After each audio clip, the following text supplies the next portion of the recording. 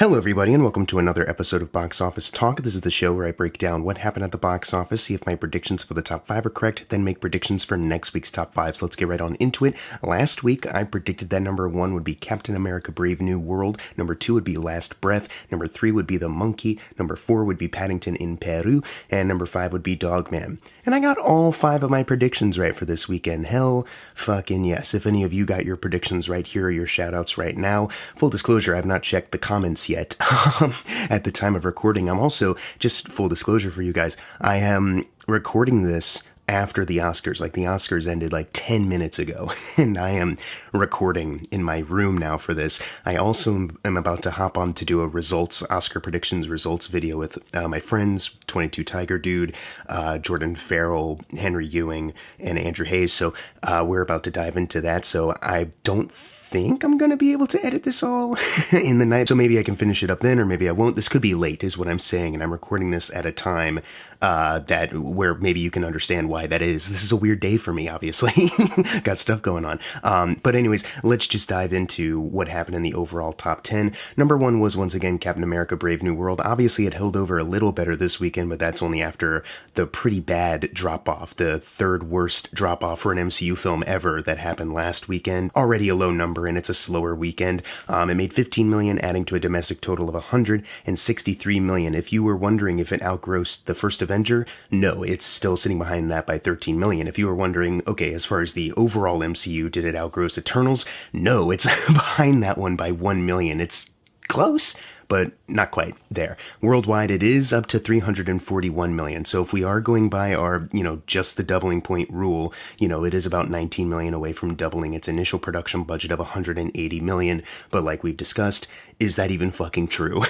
I would still say only slightly getting over a doubling point for any of these movies at this point, even if it's one of the solo. I'm not saying all these need to make endgame levels of money, but the fact that you're only squeaking by the doubling point and it's Captain America film, you know what I mean? Like, that's not quite good enough, I would say. For the worldwide totals, it is still behind the first Avenger, needs $29 million to get there. That's the same for the next film in the MCU worldwide as well. That's not just Captain America stats. So, same position, same position that we were at this whole time. So I don't really have much else to add here. So let's just move right along to our new release, number 2, Last Breath. This movie made $7.8 million this weekend. There's no worldwide totals to bump this up yet, but this is on a budget of $23.8 million. So they've got quite a uphill battle here.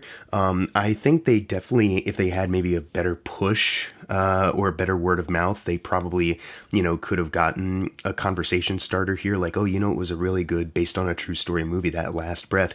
Maybe they could have been in a good position with this budget. I think, this is just my personal opinion, I feel like, I don't know what the Rotten Tomatoes score of this thing is. I don't know what the cinema score is, but I've seen some Letterboxd postings that are kind of just like 3. You know what I mean? Like, the majority that I've seen is like that, right? So I think it's not too off base. I thought it was, you know what I mean? Like, kind of straight down the middle. It's a documentary. It's directed by the guy who made the documentary. Probably a good documentary. I haven't seen it, but this is a movie where I was watching it and I was like, yeah, this probably does work better as one of those, because as a film, you got some neat claustrophobic feeling moments, but overall, as far as like a film narrative, it's not strong at all.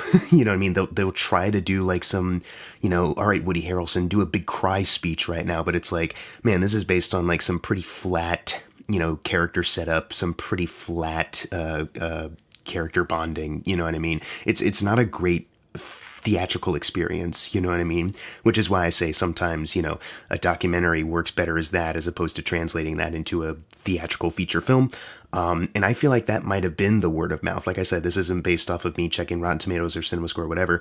I think even people who thought it was fine, like, oh yeah, 3 out of 5 stars, maybe even they're like, well, it's not, it's based on a true story, it's kind of basic, you know what I mean? I think maybe that's the word of mouth, and maybe that's why it didn't get into double digits, you know what I mean? Just 7 mil. Anyways, let's move on to number 3, which is The Monkey, having about a 55% drop off, but because of the already kind of modest budget, they're doing well. It made 6.3 million domestically, so that adds to a domestic total of 24 million. They've outgrossed Gretel and Hansel for Oz Perkins, and it's 50 million behind Longlegs. I don't think it's going to get there. And then worldwide, it's only above by 28 million, so slight difference with the overall domestic total. But for Oz Perkins, now that we have these worldwide numbers, I can say that it did outgross Blackcoat's Daughter by that exact amount, and it did outgross Gretel and Hansel by 6 million. It needs 97 million until it gets past Longlegs. So probably not going to happen.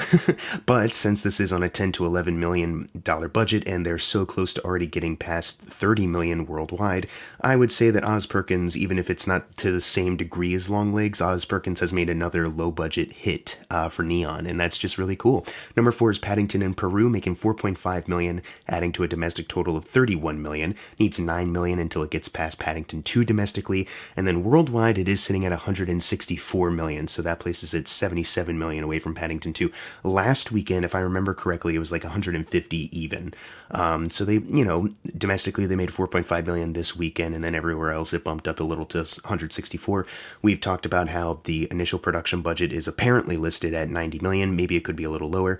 I would say though, if they can keep, even if domestically it keeps going down, if worldwide they can kind of keep up a momentum, they can make that 16 million to get to a doubling point, which maybe isn't the greatest thing at this point, since it definitely is not the highest grossing film in the Paddington franchise domestically or world. Like domestically it still has a chance to squeak by Paddington 2, but worldwide it's kind of like you really do need a little bit more, you know what I mean?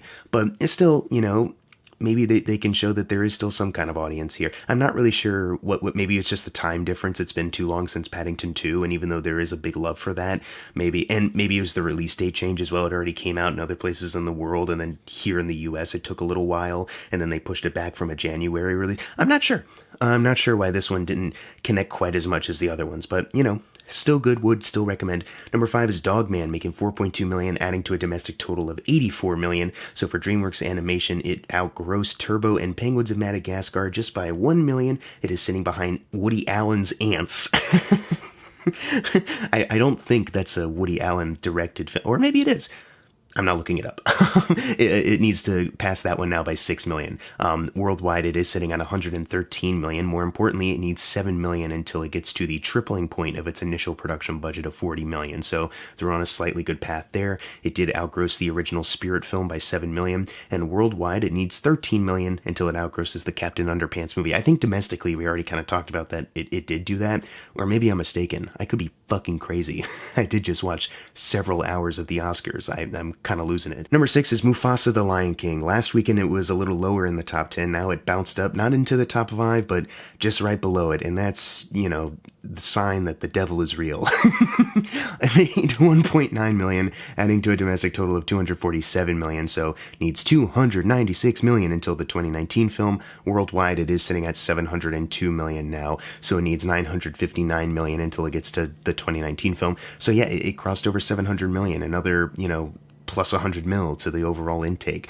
They need about 98 million until they get to an actual worthwhile goal of quadrupling their alleged initial production budget of 200 million. I don't think it has the momentum to get that, at least, but I'm sure they're already financially successful, even if it's not the same amount of money as the 2019. I know I keep comparing the steep kind of drop off, like, man, it didn't collect as much money as the 2019 film, and it's like, yeah, easy petty joke. I know, I'm a petty son of a bitch, right?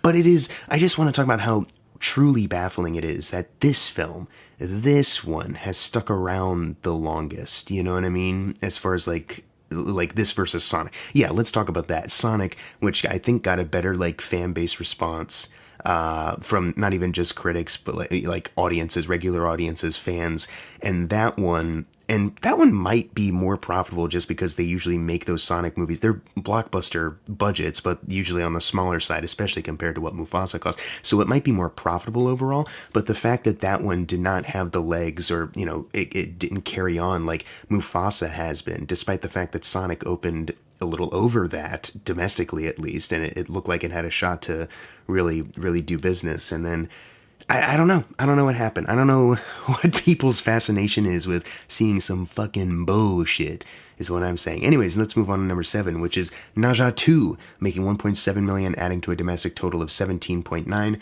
worldwide. Apparently, I checked Wikipedia, because last weekend I said it was at 1.8, and then I went to the numbers and it said 1.7. I was like, what the fuck? So I went to Wikipedia. Last thing I saw, it said 1.980 billion.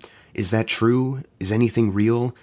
Once again, I'm fucking crazy watching several hours of the Oscar. I'm not checking. I'll probably check when I'm editing. We'll see. Anyways, number 8 is Hard Eyes, making 1.3 million, adding to a domestic total of 28 million. I see my review didn't sway any of you, you fucking bitches.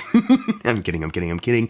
It needs 3 million until it gets past Thanksgiving, so that's something. Worldwide, it is sitting at 31 million, so 15 million away from Thanksgiving. More importantly, just 5 million away from doubling its initial production budget of 18 million. Not much, but looking at these numbers, Thanksgiving, I want to say these maybe cost around the same, maybe Thanksgiving a little less. But they made kind of close to the same amount. Hard Eyes just inching closer to it. So if they can greenlight a sequel to Thanksgiving, they can surely greenlight a sequel to Hard Eyes if they want to, or at the very least, for my sake, give Josh Rubin another chance to make another cool movie with the big studio money. Anyways, let's move on to number 9, which is The Unbreakable Boy. Oh no, making 1.2 million, adding to a domestic total of 4.5 for Kingdom Story Company. You're probably wondering, I know it's flopping, but did it make enough to outgross White Bird? No, it is still behind that one now by 500,000. Like, it's about that away from from White Bird. Jesus fucking Christ, Zachary Levi. Oh man, I don't have anything else to add. I just think that's funny. It's about to leave the top 10 completely and it can't outgross White Bird. And finally, closing out the video, number 10, One of Them Days. Probably the last time we're going to see this. It made 925,000, no million, adding to a domestic total of 47 on a budget of 14 million. As we've discussed, it has tripled its 14 million initial production budget. It did not get to the quadruple point, which would have been 56 million, so about 9 million away from that. But I think the fact that they did triple that budget, and it's only based off of domestic numbers, that it did not have any worldwide numbers while it was here, at least. I still think that's pretty great, and I will consider this a win, and that's just really cool. You know what I mean? After watching an Oscar ceremony where Sean Baker is like pleading for the lives of movie theaters and talking about the importance of indie cinema and, making movies on with not a lot of money, but getting your stories out there, making your film. It's cool to see something like this with a pretty low budget, doing well, in the theaters. Because this definitely, any other time, any other person in charge of the studio, whatever, could have just said, yeah, this is going to fucking Paramount Plus. You know what I mean? But no, they took a chance on it, put it in the theaters, and look at this, it connected with people. And that's Gucci.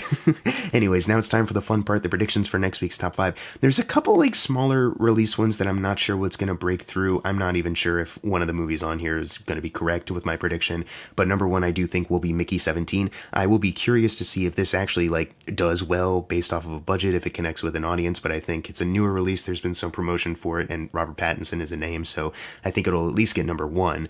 Number 2, I think, will be Captain America Brave New World. And then at number 3, I do think In the Lost Lands could sneak in here. Maybe. But this is weird because it's does anyone... I know it's based off of George R.R. Martin book, and there's been some trailers that show up, but does anyone know this is coming out? But I don't know if anyone knows about the Rule Breakers movie, the next one from Angel Studios, I think, or The Rule of Jenny Penn, which I think is also coming out in some theaters. So it's either this one or those, and I feel like this one might have a better chance, but also all these movies are kind of dying off a little bit. It's kind of a dry spout, but is, you know what I mean? So that's the predicament. Number 3, I think, will be that, though. Number 4, Last Breath, and then number 5, The Monkey. But what are your predictions for next week's top 5? Leave them in the comments below, and as always, thank you guys for watching. Make sure to subscribe. I'm Jackson Fulcher. See you guys next time.